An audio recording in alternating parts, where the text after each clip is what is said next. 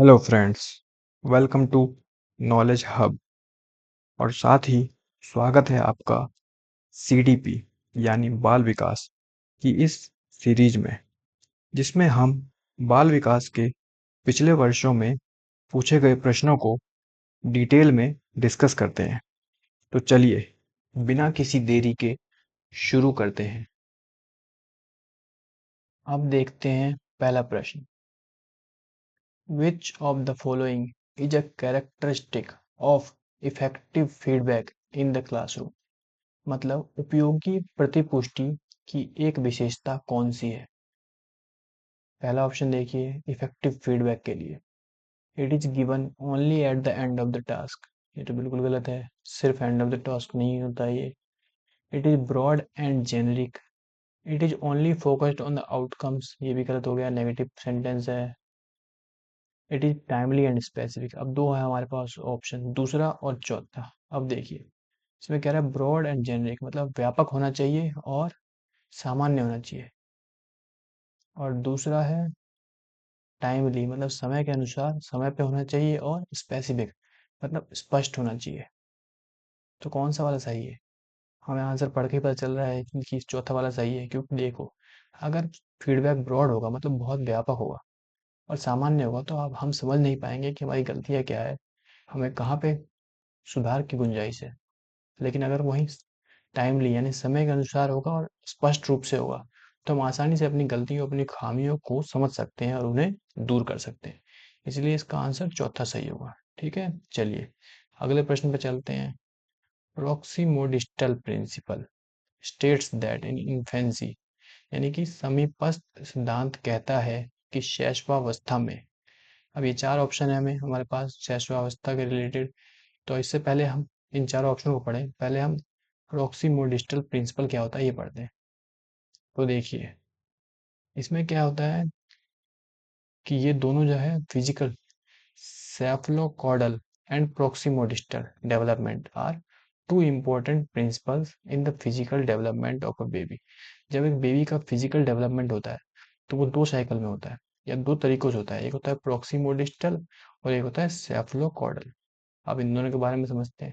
सेफलोकेडल विकास, इसमें क्या है, यह सिद्धांत कहता है कि विकास सिर से पैर की ओर होता है, यानी कि हेड से लेके टो तक विकास होता है उसका बॉडी फिजिकल। ठीक है, फिजिकल डेवलपमेंट बच्चे का।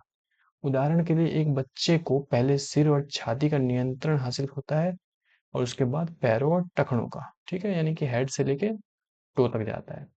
अब देखते हैं प्रोक्सिमो डिजिटल विकास। इसमें क्या होता है, यह सिद्धांत कहता है कि विकास शरीर के केंद्र यानी कि बॉडी के सेंटर से बाहर की ओर होता है, बाहर की होता है। यानी कि बॉडी के अंग होंगे पहले डेवलप, फिर हाथ होगा, फिर हाथों के बाद बाजू होगी, उसके बाद उसकी उंगलियां होंगी। ठीक है, उदाहरण के लिए एक बच्चे के हाथ और पैर पहले विकसित होते हैं, उसके बाद उंगलियां और पैर। ठीक है, बहुत आसान है समझने में। चलिए अब चलते हैं प्रश्न की ओर। समीपस्थ सिद्धांत कहता है कि शैशवावस्था में अंग हाथ और पैरों की तुलना में तेजी से बढ़ते हैं। तो अब यही पढ़ा हमने, बिल्कुल सही है। विकास सिर से पांव तक होता है, तो ये गलत है, वो तो सेफलोकॉर्डिकल था। भाषा का विकास तेजी से होता है क्योंकि वह विकास के लिए संवेदनशील अवधि है। भाषा का इसमें कोई जिक्र नहीं है, क्योंकि ये क्या है, फिजिकल डेवलपमेंट ऑफ बेबी है, फिजिकल डेवलपमेंट। ठीक है, सूक्ष्म गति कौशल के विकास के साथ शारीरिक विकास तेजी से होता है। ये भी कोई वो नहीं है, फिजिकल डेवलपमेंट पे सिर्फ फोकस है इसका। पहला ऑप्शन हमें दिख रहा है सही है, ये भी गलत हो गया है। अंग यानी कि बॉडी जो है, limbs continue to grow faster than the hands and feet, बिल्कुल सही है, क्योंकि ये सेंटर से कहाँ जाएगा, आउटर की तरफ जाएगा। ठीक है, केंद्र से बाहर की ओर जाता है। तो इसलिए पहले अंग, बॉडी के अंग होंगे ग्रो, उसके बाद हैंड्स फीट और फिर उंगलियां। तो इसलिए सही आंसर है ये पहला। चलिए अब चलते हैं अगले प्रश्न की ओर। Assertion and reason, school curriculum should give reasonable space and value to learners cultural knowledge. मतलब स्कूल का जो करिकुलम होना चाहिए वो क्या होना चाहिए, अच्छी जगह दे और वैल्यू करे किसको, बच्चों की कल्चरल नॉलेज को। जो कल्चरल नॉलेज उन्हें पता है उनको वैल्यू करना चाहिए। अब अगली लाइन पढ़िए। Supporting students uphold their cultural identities facilitate learning.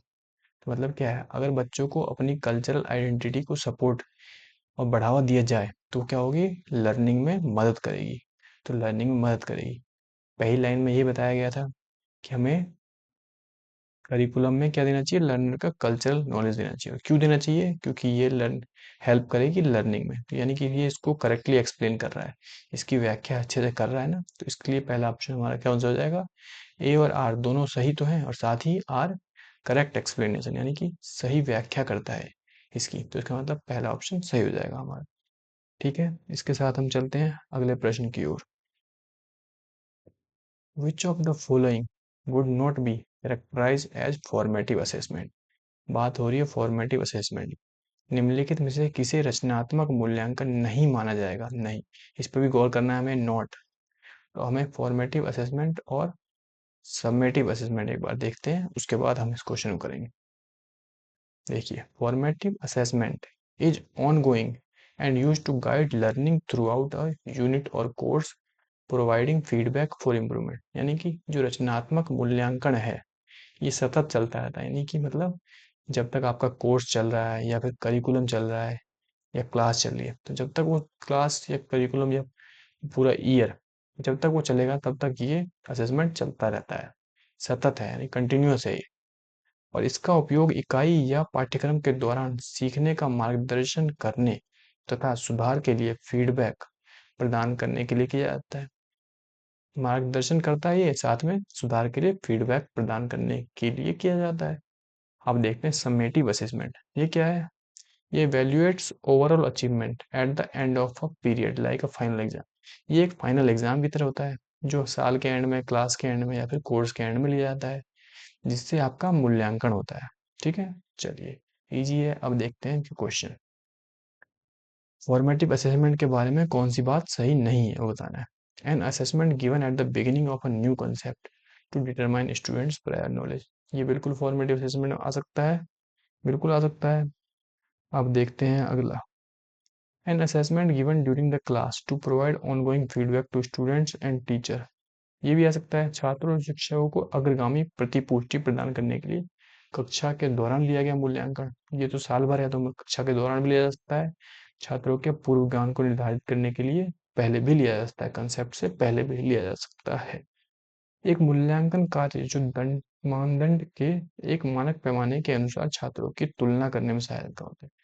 अब क्या है ये देखो, ये इसको बोल रहे हैं कि ये ऐसा टास्क है जिससे क्या है कि बच्चों को कंपेयर करने में आसानी होगी। तो ये तो एक नेगेटिव सेंटेंस लग रहा है मुझे, साफ देखने पता चला जैसे ही कंपेयरिंग स्टूडेंट आ गया तो ये एक नेगेटिव सेंटेंस बनता जा रहा है। फिलहाल हम चौथे ऑप्शन को देखते हैं, उसके बाद इस पे आएंगे। An assessment use to identify misconception in students learning. ये ऐसा आकलन है जो क्या करता है, गलत धारणाओं की पहचान करने के लिए प्रयोग किया जाता है। देखो, अब ईयर वाइज असेसमेंट होगा तो बिल्कुल सही बात है, गलत धारणाओं को पकड़ने और पहचानने में आसानी होगी। तो ये भी ठीक ही है, ये भी ठीक ही लग रहा है, ये भी ठीक है। एक ये नेगेटिव सेंटेंस है, क्योंकि एक मूल्यांकन कार्य जो मानदंड के एक मानक पैमाने के अनुसार छात्रों की तुलना करने में सहायता होता है। ये तुलना नहीं करता है, ये क्या करता है, फीडबैक देता है और जो गलतियां हैं उसको सुधारने में काम करता है। इसलिए ये ऑप्शन गलत हो गया, नेगेटिव ऑप्शन है, देख के ही पता चल रहा है। चलिए, अब चलते हैं अगले प्रश्न की ओर।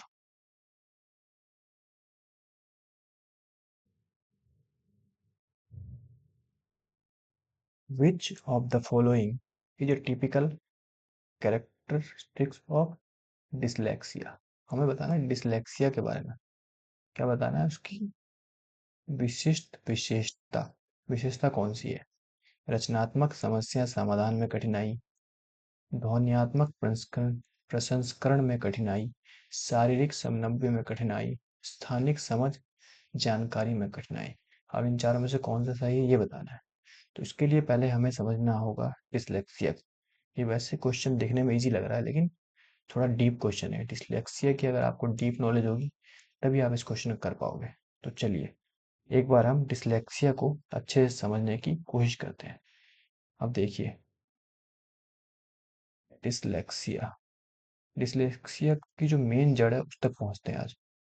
मान लो कि आपके ने कोई इन्फॉर्मेशन दी, ठीक है। अब उसको कैसे, इन्फॉर्मेशन को कैसे ग्रहण करते हो आप, या तो अपने आईज के थ्रू या फिर ईयर्स के थ्रू। अब ये जाता है हमारे माइंड के पास, माइंड के पास जो इसे रीड करेगा। लेकिन अब रीड कैसे करेगा ये? माइंड तो ऐसे ABCD से नहीं रीड करता, वो रीड करता है नर्व्स के थ्रू। तो अब इसके बीच में आती है हमारे ब्रेन की एबिलिटी। अब ब्रेन क्या करता है हमारा, ये जो इन्फॉर्मेशन जो हमने ली है इसको ट्रांसलेट करता है इनटू एन अंडरस्टैंडेबल लैंग्वेज, एक समझने वाली भाषा में, टेबल लैंग्वेज, अंडरस्टैंडेबल लैंग्वेज जो कि हमारा माइंड पढ़ सकता है, उस भाषा में इस इंफॉर्मेशन को ट्रांसलेट करता है। और उस ट्रांसलेशन के बाद हमारा माइंड उसे पढ़ पाता है और समझ पाता है। समझे? तो ये है पूरा प्रोसेस इंफॉर्मेशन को गैदर करके ब्रेन तक पहुंचने तक का। अब डिसलेक्सिया में क्या होता है, जो ये वाली जो एबिलिटी है ब्रेन की, ये वाली एबिलिटी डिसलेक्सिया में नहीं होती है। ये वाली एबिलिटी एब्सेंट होती है या फिर बहुत कम होती है। इसी कारण जो वो इंफॉर्मेशन लेते हैं बच्चे, वो पूरी तरह से नहीं गैदर कर पाते हैं और अच्छे से नहीं उसको लिख पाते हैं, ना ही उसको समझ पाते हैं। तो अब हम समझ गए, जैसे कि देखो बी हो गया, डी हो गया, ये सब पूरी तरह से 100% ये ट्रांसलेट नहीं कर पाता, इसलिए बच्चों में कन्फ्यूजन होती है। अब ये कैसे हो सकती है, अब देखते हैं एक बार दोबारा। तो इसमें क्या होगा, अब बच्चों को क्या क्या दिक्कत आती है डिसलेक्सिया में, इसी वजह से रीडिंग में दिक्कत आती है, स्पेलिंग में दिक्कत आएगी, राइटिंग में दिक्कत आएगी, और साथ में कई बार क्या होता है, सुनने में जो ध्वनि है शब्दों की जो ध्वनि है उसको भी इंटरप्रेट करने में दिक्कत हो सकती है। जैसे रीडिंग में क्या है, कई बार बी बी को ढंग से नहीं पढ़ पाएगा, स्पेलिंग में भी यही दिक्कत करेगा। और शब्दों की ध्वनि किस प्रकार, जैसे मान लो दो वर्ड है, शिन और सिन। अब ये बच्चा इन दोनों में डिफरेंशिएट नहीं कर पाया क्योंकि इनमें थोड़ा सा हल्का सा ध्वनि का फर्क है। इसको पढ़ के देखो, शिन, सिन। अब थोड़ा सा जो ये है डिफरेंस है, ये इंटरप्रेट नहीं कर पाता है डिसलेक्सिया में बच्चा। रीडिंग स्पेलिंग राइटिंग तो हमें पता ही है, ये तो बेसिक चीजें हैं, लेकिन ये शब्दों की ध्वनि का भी इम्पोर्टेंट है। और इसी बेस पे ये क्वेश्चन है। हम ध्वनि वाला देखिए, क्रिएटिव प्रॉब्लम वाला तो नहीं है, फिजिकल कोऑर्डिनेशन में भी नहीं है, स्पेशियल अवेयरनेस में भी नहीं है, ये क्या है, फोनोलॉजिकल, यानी कि ध्वनियात्मक प्रसंस्करण में कठिनाई होती है। तो ये होगा इसका आंसर सही। ये थोड़ा ट्रिकी क्वेश्चन था, और अब देखो लेवल थोड़ा बढ़िया है इस क्वेश्चन का, इसलिए अगर आपको इसमें डीप नॉलेज होगी तभी आप इस क्वेश्चन को कर पाओगे। चलिए अब बढ़ते हैं हम आगे अगले प्रश्न की ओर। हाँ, उसके साथ में हम ये बाकी डिसेबिलिटी भी देख लेते हैं एक बार।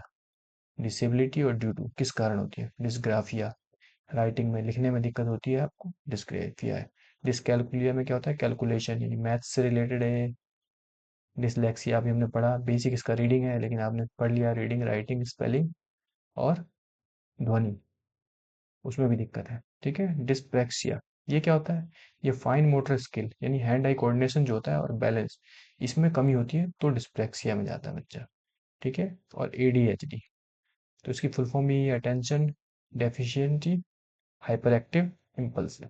तो इसमें क्या है, अटेंशन अटेंशन बहुत कम होती है, अटेंशन स्पैन बच्चे का बहुत कम होता है, बहुत जल्दी कहीं से भी ध्यान हट जाता है, तुरंत कहीं पे बैठ नहीं सकता, तुरंत उठ जाता है। इसलिए हाइपर एक्टिव भी होता है, क्योंकि अटेंशन नहीं होगी तो कहीं रुकेगा नहीं, कहीं खेल रहा है, कभी कूद रहा है, कभी इधर भाग रहा है, कभी ऊपर नीचे कर रहा है। और इम्पल्सिव, तुरंत कभी ये कर दिया, कभी वहां गिरा दिया, कभी कुछ फोड़ दिया, जो मन में आया वो तुरंत कर दिया। ये होता है ADHD। चलिए आप चलते हैं हम अगले प्रश्न की ओर। Which of the following type of question can help assess a student's ability to evaluate information critically। अब हमें ये समझना है, कोई बच्चा जो है किस प्रकार के प्रश्न एक छात्र की जानकारी का गंभीर रूप से मूल्यांकन करने की योग्यता का आकलन करने में मदद करता है। तो बेसिकली क्या है कि हम किस टाइप के क्वेश्चन पूछें किसी बच्चे से, जो हमने मान लो बच्चे को कोई इन्फॉर्मेशन दी, अब हम कैसा क्वेश्चन बच्चे से पूछे जिससे हमें उसकी एबिलिटी पता चल जाए इन्फॉर्मेशन को इवेल्युएट करने की। इवेल्युएशन में वो कितना अच्छा है वो बच्चा, वो हमें पता लगाना है, तो हम किन क्वेश्चन से पता लगा सकते हैं। अब देखो, question that ask for a simple definition, या तो हमसे डेफिनेशन पूछ सकते हैं, या उसका पर्सनल ओपिनियन पूछ सकते हैं, या फिर उससे एग्जाम्पल पूछ सकते हैं जो हमने पढ़ा है उसके बारे में, उसको जो वेरीफाई करता हो वो ऐसा एग्जाम्पल दे दे। या फिर उससे क्या पूछ सकते हैं हम, समरी। तो देखो, क्वेश्चन तो सारे बढ़िया है, हम कुछ भी पूछ सकते हैं, सारे क्वेश्चन बढ़िया है, कुछ ना कुछ इन्फॉर्मेशन हमें बच्चे के इवोल्यूशन के बारे में जरूर देंगे। लेकिन हमें क्या बताना है इनमें से बेस्ट ऑप्शन कौन सा होगा, बेस्ट पॉसिबल आंसर, जिससे कि बच्चा इवेल्युएट कर पा रहा है इन्फॉर्मेशन को कि नहीं, ये किससे पता चलेगा। तो देखो, डेफिनेशन से तो उतना कुछ खास पता नहीं चलेगा, समरी से भी क्या पता चलेगा, समरी से भी क्या करेगा वो, जो हमने इन्फॉर्मेशन दी उसको थोड़ा शॉर्ट में करके बता देगा हमें। एग्जाम्पल भी हो सकता है और पर्सनल ओपिनियन भी हो सकता है। एग्जाम्पल और पर्सनल ओपिनियन, अब इवेल्युएट कर रहा है इन्फॉर्मेशन, यानी इवेल्युएट कर रहा है तो यानी कि उसको समझ रहा है और अपने प्रीवियस इन्फॉर्मेशन के साथ पैटर्न या फिर लिंक बना रहा है और तब उससे समझ रहा है। तो ये कैसे पता चलेगा हमें, ये पता चलेगा पर्सनल ओपिनियन से। अगर वो बच्चे को ढंग से अपना उस इन्फॉर्मेशन को उसने ढंग से समझा है, तो इसका मतलब तब वो उसके ऊपर ओपिनियन फॉर्म कर सकता है और उसके ओपिनियन हमें बताएंगे कि वो कितने अच्छे से उस इन्फॉर्मेशन को समझ पाया है और एवेल्युएट कर पाया है। इसलिए ये सही आंसर क्या होगा इसका, व्यक्तिगत राय। व्यक्तिगत राय अगर बच्चे से पूछते हैं तो हमें पता चलेगा वो किस लेवल तक मूल्यांकन करने के योग्य है। ठीक है, चलिए अब चलते हैं हम अगले प्रश्न की ओर। Impairment is a condition dash condition while disability is a dash condition, यानी बाधिता और अक्षमता, इसमें हमें बेसिकली डिफरेंस करना है एक तरह से। अब देख लो, इम्पेयरमेंट और डिसेबिलिटी दो, बहुत अच्छा क्वेश्चन है ये। इम्पेयरमेंट क्या होता है, जैसे कि देखो, किसी की आंखें नहीं है तो क्या हो गया, या फिर ब्लाइंड है, वो अंधा है, तो क्या है, ये इम्पेयरमेंट है, उसके साथ ये दिक्कत है। और डिसेबिलिटी क्या है, उसका कारण, मतलब उससे क्या दिक्कत हो रही है उसे, इसका फंक्शन। अब वो देख नहीं सकता, इस चक्कर में देख नहीं सकता है और क्या नहीं कर सकता, पढ़ नहीं सकेगा, ठीक है, गाड़ी नहीं चला सकेगा। तो इन चीजों में वो क्या हो गया, डिसेबल हो गया वो। तो ये क्या है, ये बेसिकली फंक्शंस है। और ये क्या है, ये ये क्या है, ये है हमारा बायोलॉजिकल। कि प्रॉब्लम क्या है, प्रॉब्लम ये है कि वो अंधा है या फिर वो आंखों से देख नहीं सकता या फिर वो ब्लाइंड है।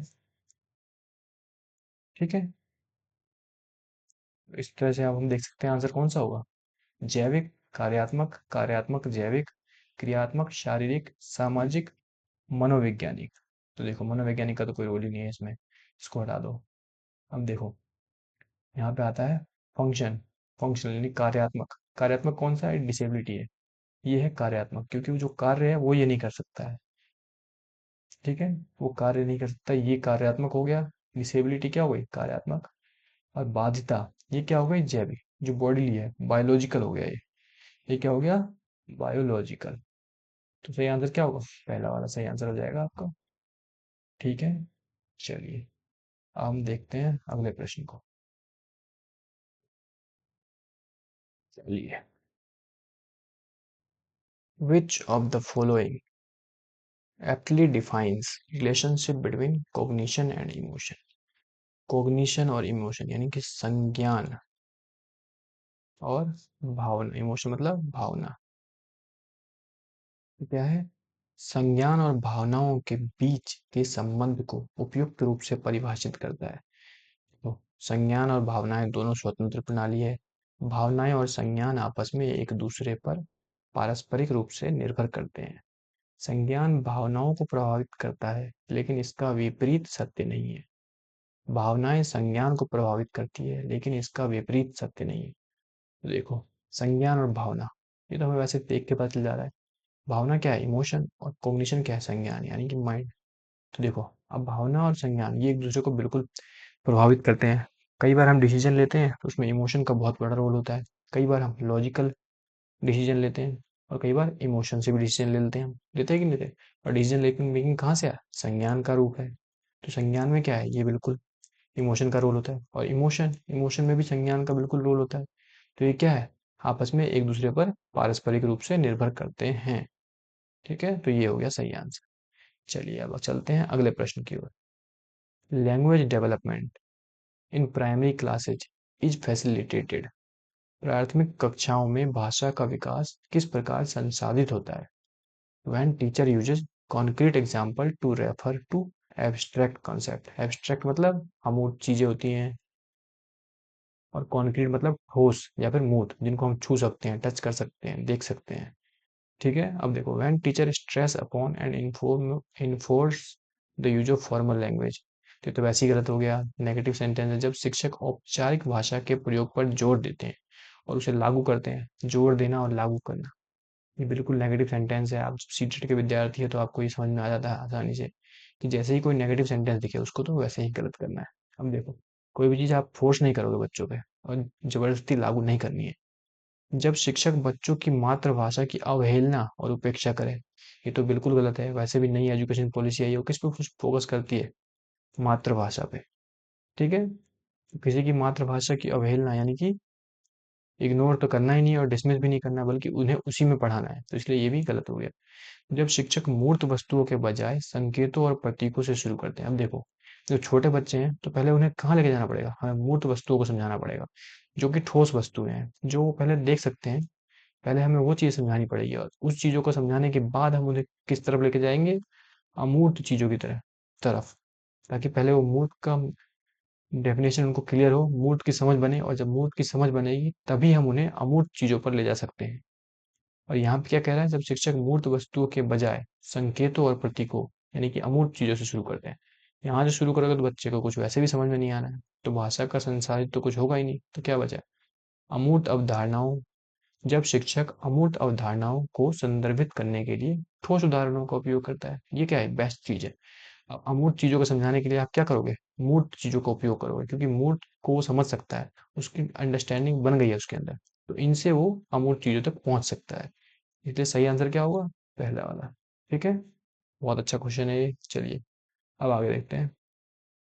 विच of the following correctly describes intrinsic motivation, मतलब आंतरिक अभिप्रेरणा का सही वर्णन कौन करता है? देखो, मोटिवेशन कितने टाइप के होते हैं? दो होते हैं बेसिकली, इंटरनल मोटिवेशन और एक्सटर्नल मोटिवेशन। इसको पॉजिटिव मोटिवेशन माना जाता है और इसको नेगेटिव मोटिवेशन माना जाता है। हमने इसे अभी पिछले क्वेश्चनों में भी देखा था। ठीक है, इंटरनल मतलब जो अंदर से आता है, और एक्सटर्नल जो बाहरी खुशी या बाहरिक रूप से जो हमें प्रदान होता है, वो होता है एक्सटर्नल मोटिवेशन। अब देखो, इंटरनल मोटिवेशन मतलब जैसे देखो, अब मैं टीचिंग कर रहा हूँ। ठीक है, मैं टीचिंग करता हूँ, तो अब मैं टीचिंग कर रहा हूँ, उसके दो रीजन हो सकते हैं। एक तो क्या, मुझे मजा आता है टीचिंग करने में, मुझे शौक है, मुझे पढ़ाने में अच्छा लगता है, मैं किसी को ज्ञान देता हूँ तो मुझे अच्छा फील होता है, तो ये क्या है? ये इंटरनल मोटिवेशन है। लेकिन मैं टीचिंग इसलिए कर रहा हूँ क्योंकि सैलरी अच्छी मिलती है, समय बचता है मेरा, कम पढ़ाना पड़ता है, सैलरी अच्छी मिल जाती है, पैसे, तो ये क्या है? पैसे पे की वजह से अगर टीचिंग कर रहा हूँ मैं, तो ये क्या है? External motivation. एक्सटर्नल मोटिवेशन है और ये इंटरनल मोटिवेशन। ठीक है, अब देखते हैं क्या पूछ रहा है। आंतरिक अभिप्रेरणा का सही वर्णन करता है। अब देखो, अभिप्रेरणा जो बाहरी पुरस्कारों से आती है, गलत हो गया है, तो ये क्या है? ये तो एक्सटर्नल हो गया। अभिप्रेरणा जो कार्य के व्यक्तिगत आनंद से आती है, बिल्कुल सही है, अभी हमने देख लिया। अब अगले क्वेश्चन ऑप्शन भी देख लेते हैं। अभिप्रेरणा जो दूसरों के साथ प्रतिस्पर्धा से आती है, नहीं, ये भी नेगेटिव सेंटेंस हो गया। अभिप्रेरणा जो दंड के भय से आती है, ये भी गलत है। ये तो किससे आती है? व्यक्तिगत आनंद से आती है, जो मुझे अच्छा लग रहा है, वो है इंटरनल मोटिवेशन। ठीक है, तो इसका आंसर हो गया ये। ठीक है, चलिए अब हम चलेंगे अगले प्रश्न और। चलिए, which of the following are examples of scaffolding? Scaffolding मतलब आलंबन, आलंबन के उदाहरण है। तो स्कैफोल्डिंग कहाँ से आता है? स्कैफोल्डिंग का मतलब समझने से पहले हमें समझना पड़ेगा ये कहाँ से लिया गया है। तो ये है वाइगोत्स्की की socio cultural theory of development, यहाँ से लिया गया है इसे। तो एक बार पहले हम इसे देखते हैं। देखिए, Vygotsky socio cultural theory of cognitive development. अब देखो, इन्होंने इनका जो फोकस था वो कहते हैं कि बच्चों की जो डेवलपमेंट होती है वो आती है उनके सोशियो कल्चर से। सोशल, अब देखो इसमें उन्होंने तीन इंपॉर्टेंट एस्पेक्ट लिए थे, क्या क्या? सोशल इंटरेक्शन, लैंग्वेज और कल्चर। उनका कहना था कि अगर डेवलपमेंट करनी है बच्चे की, तो उसमें सबसे ज़्यादा इंपॉर्टेंट रोल है सोशल इंटरेक्शन का, कल्चर का और लैंग्वेज का। और इन तीनों के इंटरेक्शन से ही बच्चे में क्या होती है? डेवलपमेंट होती है। सोशल इंटरेक्शन मतलब आसपास में जो इंटरेक्शन करते हैं हम उससे बहुत चीज़ सीखते हैं, हमारी भाषा, हमारा कल्चर, इन चीज़ों से ही आता है। सोशल इंटरेक्शन हम करेंगे तभी हमें डेवलपमेंट होगा, ज्ञान होगा। और कल्चर, जो हमारे कल्चर में बच्चों को बहुत सारी चीज़ें सिखानी नहीं पड़ती है, वो बच्चे अपने कल्चर से बोलते बोलते आसपास में बात करते करते धीरे धीरे खुद ही सीख जाते हैं। और इनसे ही सोशल इंटरेक्शन और कल्चर से ही क्या सीख जाता है बच्चा? भाषा। और वाइगोत्स्की ने एक और बात कही थी कि लैंग्वेज से ही विचार बनते हैं। पहले लैंग्वेज बनता है फिर विचार बनते हैं। जबकि जीन पियाजे का क्या कहना था? उनका कहना इनका उल्टा था। उनका कहना था कि पहले विचार बनते हैं और विचार से क्या बनता है? भाषा तक पहुंचता है बच्चा। तो ये पॉइंट भी याद रखना बहुत इंपॉर्टेंट है। तो हमने देख लिया है कि इन तीनों एस्पेक्ट से बच्चे के डेवलपमेंट में वृद्धि होती है। ये कहना था लेव वायगोत्स्की का, जो कि एक रशियन साइकोलॉजिस्ट थे। ठीक है, चलिए। अब इनके इस थ्योरी में कुछ वर्ड्स है जो हमें समझने हैं, कुछ टर्म्स है। पहला एक जेड पीडी है, एक एमकेओज है, और एक है स्कैफोल्डिंग। स्कैफोल्डिंग, ठीक है। अब हम समझते हैं इन चीजों को। पहले तो देखो, पहले तो ये हम डायग्राम समझते हैं। देखो ये क्या है? ये पहला जो सर्कल है ये बताता है कि बच्चे की जो करंट अंडरस्टैंडिंग है वो कहाँ तक है। अभी बच्चा बिना किसी सपोर्ट के, बिना किसी असिस्टेंट के यहाँ तक है, इतनी नॉलेज है उसे, इतनी समझ बन चुकी है उसमें। अब ये अगला है, अगला जो सर्कल है ये बताता है जोन ऑफ प्रोक्सिमल डेवलपमेंट। इसको कहते हैं जेड। यानी कि ये जो है ना, ये पोटेंशियल है बच्चे का। अगर बच्चे को थोड़ी हेल्प मिल जाए, उसे सपोर्ट मिल जाए, तो क्या है, यहाँ तक बच्चा डेवलपमेंट कर सकता है। और ये आउट ऑफ रीच है, मतलब ये उसकी रीच के है, बाहर है, सपोर्ट के बाद में, ठीक है। तो ये हमने जेड समझ लिया। अब समझते हैं एमकेओ। एमकेओ का मतलब होता है more knowledgeable others. More knowledgeable others, ठीक है। मतलब कि जो बाकी लोग हैं जो उससे ज़्यादा जानते हैं, जैसे हम हो गए, उसके टीचर हो गए, उसके पेरेंट्स, फैमिली, फ्रेंड्स, ये सब जो उनसे ज़्यादा जानते हैं, ये सब वो पर्सन है जो इसको सपोर्ट कर सकते हैं, इसको असिस्टेंट दे सकते हैं, ताकि वो अपने जेडपीडी यानी जोन ऑफ प्रॉक्सिमल डेवलपमेंट तक, यहाँ से लेकर यहाँ तक पहुंच जाए। उसमें कौन हेल्प कर सकता है? एमपीओज कर सकते हैं हेल्प। और जो ये हेल्प करेंगे, जिससे बच्चा यहाँ से यहाँ तक पहुंच जाएगा, इसी प्रोसेस को क्या कहते हैं? स्कैफोल्डिंग। क्या कहते हैं? स्कैफोल्डिंग।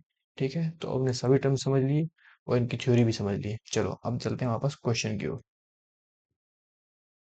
अब पूछ रहा है, एग्जाम्पल पूछा है स्कैफोल्डिंग के। थिंक अलाउड, लेकिन बोलकर सोचो, संकेत और इशारे, प्रश्न, रटकर दोहराओ, आधा हल किया हुआ उदाहरण। अब ये क्वेश्चन ट्रिकी हो जाता है क्योंकि इन चारों पांचों में से सिर्फ एक को नहीं चुनना है, इन पांचों में से भी कई सारे हैं। और ये हमारे पास ऑप्शन है A B C D, A B C, या फिर ए बी सी डी ई। तो इन चारों में से कोई एक चुनना है। अब हमें समझना पड़ेगा थोड़ा अच्छे से कि इसका आंसर क्या हो सकता है। अब देखो, बोल कर सोचो, बिल्कुल ये हेल्प होगी इसमें। स्कैफोल्डिंग का मतलब क्या है? वो चीजें जो हेल्प करती है बच्चों को अपने जोन ऑफ प्रोक्सिमल डेवलपमेंट तक पहुंचने में। बोलकर सोचो भी हो जाएगा। संकेत और इशारे, बिल्कुल ये एक तरह की हेल्प है और इंस्ट्रक्शन है। प्रश्न, बिल्कुल अब किसी को प्रश्न दोगे तो भी वो उत्तर निकालेगा। प्रश्न से ही बच्चा उत्तर तक पहुंचेगा। आधा हल किया हुआ उदाहरण, बिल्कुल ये भी एक हेल्प है, हिंट कह सकते हैं हम इसे। और रटकर दोहराओ, अब देखो रटकर दोहराओ यानी कि रटना। रोट लर्निंग क्या है? ये क्या है? एक नेगेटिव वर्ड है। तो ये हेल्प नहीं करेगा बच्चों को। याद करना, रखना, ये हेल्प नहीं करता है अपने पोटेंशियल तक पहुंचने में, ठीक है। तो इसलिए ये हो गया हमारा गलत। बाकी सब तो लगभग लगभग सही है सब। तो देखते हैं ये कौन से ऑप्शन में है। A B C D, C D, ये रहा अपना ऑप्शन, चार ऑप्शन। तो नहीं कि ये हो गया हमारा सही आंसर, ठीक है। चलते हैं हम अब अगले प्रश्न की ओर। In the course of development, development के रास्ते पर, children children achieve gross motor skill before fine motor skill. This indicates that the development is, एक बार हम ये देख लेते हैं, क्या है? ग्रॉस मोटर स्किल, और एक क्या है? Fine motor skill. अब इन दोनों में क्या डिफरेंस है? देखो, जब हम बच्चा डेवलपमेंट में लार्ज मसल, जो लार्ज मसल्स का इन्वॉल्वमेंट हो जाता है, या लार्ज मसल की जो मूवमेंट होती है, उसको कहते हैं ग्रॉस मोटर स्किल। यानी कि जैसे कि वॉकिंग, पूरे पैर का यूज होता है हमारा, रनिंग, जंपिंग, इसमें क्या है, लार्ज मसल, हमारे बड़े बड़े पैर, जांघें, पूरी बॉडी, इनका मूवमेंट है ये। जबकि फाइन मोटर स्किल क्या है, फाइन मतलब महीन, बिल्कुल छोटे छोटे, यानी कि स्मॉल मसल मूवमेंट है ये क्या है, स्मॉल मसल मूवमेंट। जैसे लिखना हो गया, छोटे छोटे काम हो गए, सुई धागा चलाना, और क्या हो सकता है बताओ, बटन लगाना, ये सब क्या है, छोटे छोटे हाथ का, उंगलियों का इस्तेमाल हो रहा है। तो इसमें क्या है, स्मॉल मसल मूवमेंट है। तो ये हो गया फाइन मोटर स्किल। तो हम अब ये पूछा है कौन सा डेवलपमेंट है जो ग्रॉस से लेके फाइन मोटर स्किल तक जाता है। तो ये हमने अभी पढ़ा था, एनार्किक, लीनियर, सेफलोकॉर्डल या फिर प्रोक्सीमोल डिस्टल। तो ये हमने अभी देखा था, एक बार दोबारा चलते हैं उसी क्वेश्चन की ओर, एक बार रिवीजन भी हो जाएगा हमारा। सेफलोकॉर्डल और प्रोक्सीमोल डिस्टल, हाँ देखो, सेफलोकॉर्डल विकास ये क्या कहता है, यह सिद्धांत कहता है कि विकास सिर से पैर की ओर होता है। और प्रोक्सीमो डिस्टल विकास ये क्या कहता है, शरीर के केंद्र से बाहर की ओर होता है विकास। ठीक है, चलिए वापस चलते हैं। अब तो बिल्कुल आसान हो गया ये क्वेश्चन। अब देखिए, अब हमारा क्या है, ग्रॉस से फाइन की ओर, यानी कि पहले हाथ डेवलप हो रहे हैं हमारे, उसके बाद कहाँ जा रही है, उंगलियां डेवलप हो रही है, पैर डेवलप हो रहे हैं, फिर पैर की उंगलियां डेवलप हो रही है, यानी कि डेवलपमेंट कहाँ जा रहा है, बॉडी के सेंटर से आउटर की तरफ जा रहा है। या तो ये क्या हो गया, प्रोक्सिमो डिस्टल, यानी कि समीप दूराभिमुख डेवलपमेंट। ठीक है, ये क्वेश्चन है। चलिए अब चलते हैं अगले प्रश्न की ओर।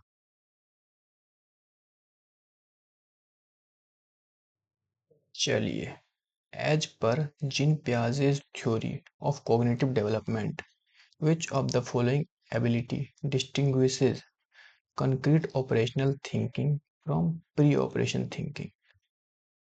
तो इसमें क्या है, जीन पियाजे के संज्ञानात्मक विकास का जो सिद्धांत है उसके अनुसार निम्नलिखित में से कौन सी क्षमता मूर्त संक्रियात्मक सोच को पूर्व संक्रियात्मक सोच से अलग करती है, यानी कि बच्चा प्री से निकल के अब कॉन्क्रीट में आ चुका है, ये बताना है हमें।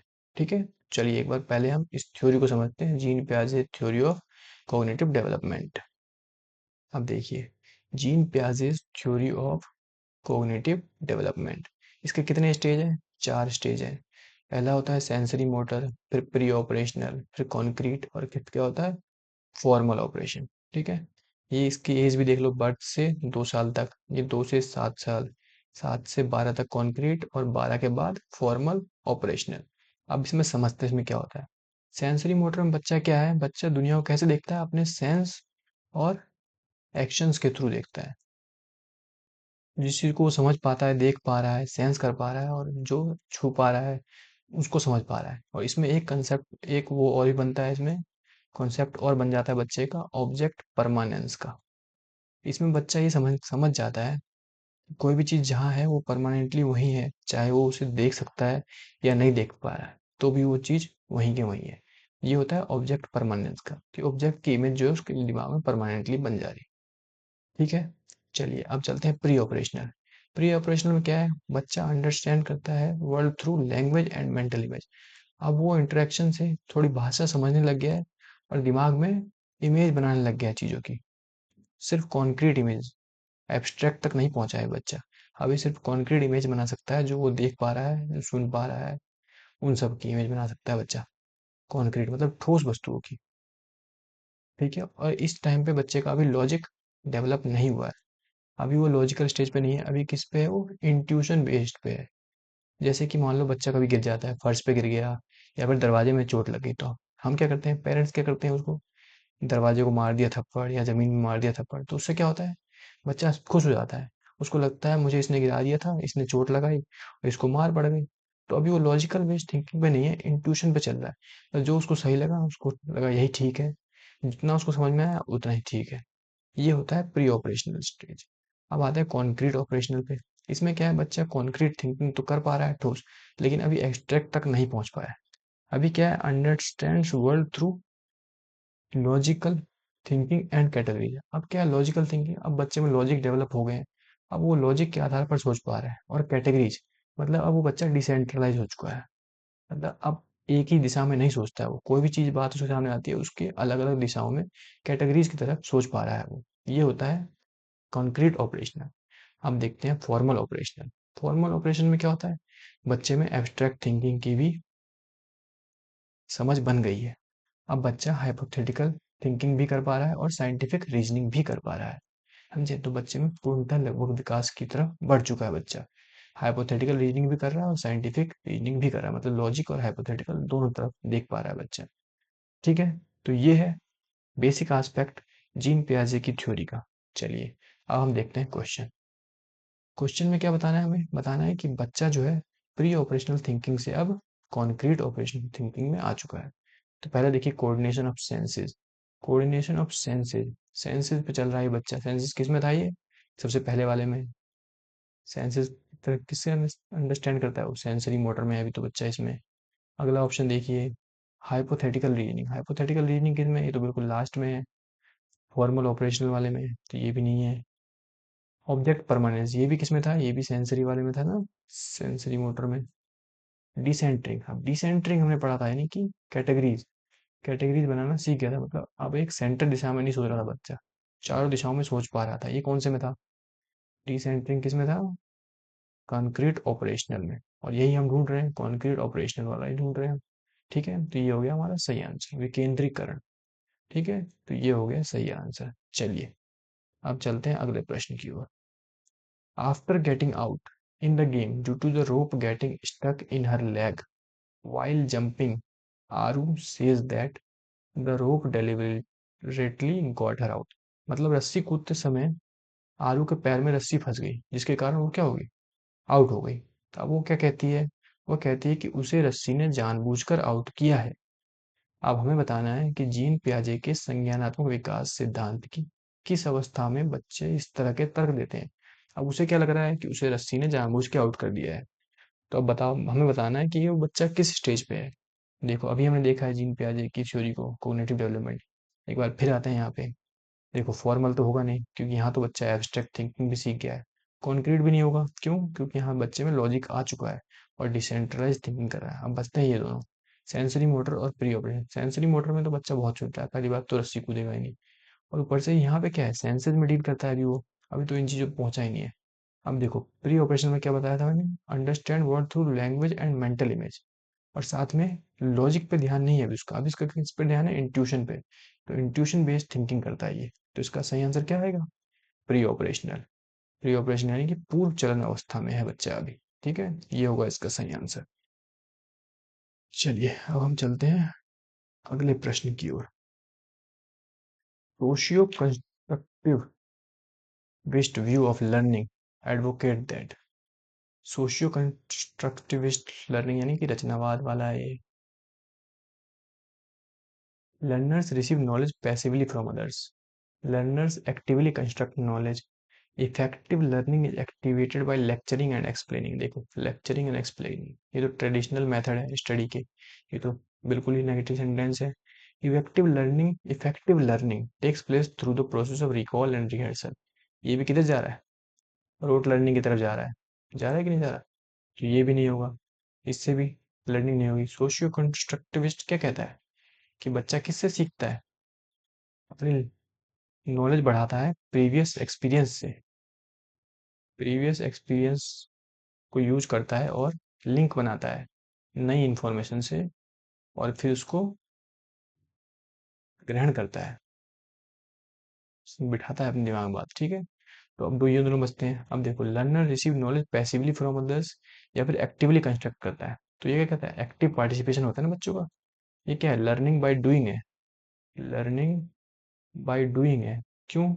क्योंकि ये चाइल्ड सेंटर्ड मेथड है, चाइल्ड सेंटर्ड है। तो लर्निंग बाय डूइंग होगी तो बच्चे का एक्टिव पार्टिसिपेशन होगा। तो बच्चा कैसे सीखेगा? Learners actively construct knowledge. Actively यानी क्या? सक्रिय रूप से ज्ञान का निर्माण करते हैं। ठीक है, तो ये हो गया अपना सही आंसर। चलिए इसी के साथ इस वीडियो का एंड होता है यहीं पे। Thank you for listening and have a good day. और उम्मीद करता हूँ कि आपको बहुत कुछ सीखने को मिलेगा इस वीडियो से। और अगर आपको अच्छा लगा ये सेशन तो कृपया लाइक करें, शेयर करें और सब्सक्राइब करें, ताकि अब हम जब भी ऐसी वीडियोस बनाएं, इंफॉर्मेटिव वीडियोस बनाएं, तो आप तक जल्दी ही तुरंत पहुंच जाए। चलिए धन्यवाद।